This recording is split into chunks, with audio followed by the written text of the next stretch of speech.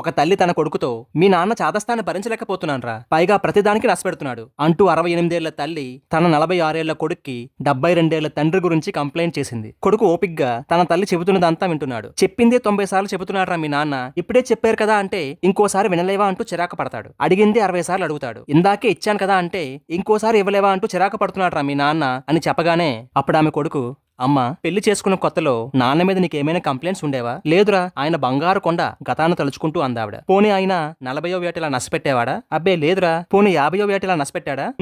లేదురా. 60వ ఏట? అబ్బే లేదురా, ఈ మధ్యనే గత 6 నెలలుగానే. అప్పుడు ఆమె కొడుకు, అమ్మా, నీకు పెళ్ళైన కొత్తలోనో షష్ఠపూర్తి టైంలోనో నాన్న చనిపోయి ఉంటే తట్టుకునేదానివి కాదమ్మా నువ్వు. ఇప్పుడు నాన్నగారిని దేవుడు తనతో తీసుకెళ్లే సమయం వచ్చింది. ఆయన వెళ్లిపోవడం మనకి బాధ కలిగించకూడదనే దేవుడు ఆ వయసులో నాన్న చేత నష్టపెట్టించి మనకి విసుగు వచ్చేలా చేసి మనకి నాన్న మీద ప్రేమ తగ్గేలా చేస్తున్నాడా భగవంతుడు. నాన్న వెళ్లిపోతున్నాడమ్మా. ఈ చివరి రోజుల్లోనే మనం నిజమైన ఓర్పుని, సహనాన్ని, ప్రేమని అందించి నాన్నకు తోడుగా ఉండాలి అని కొడుకు చెప్పగానే తల్లి కళ్ళ నిండా నీళ్లతో తండ్రి లాంటి తన కొడుకు వైపు చూసింది. కొడుకు చిన్న పిల్లాడిలా కనబడుతున్న తన తండ్రి వైపు చూశాడు. దయచేసి వృద్ధాప్యంలో ఉన్న మన తల్లిదండ్రులను నష్టపెడుతున్నారనే వంకతో అనాథ ఆశ్రమాల్లోనూ, ఓల్డేజ్ హోముల్లోనూ చేర్పించకండి. వాళ్ళని మనం కార్లలోనూ, విమానాల్లోనూ, ఆకాశ హర్మాల్లోనూ ఉంచాలని వాళ్ళు ఎప్పుడూ కోరుకోరు. వారి చివరి దశలో మనం వాళ్ళ కళ్ళ ముందు సంతోషంగా జీవిస్తూ ఆప్యాయంగా వారితో ఒక్క మాట మాట్లాడితే చాలని మాత్రమే కోరుకుంటారు.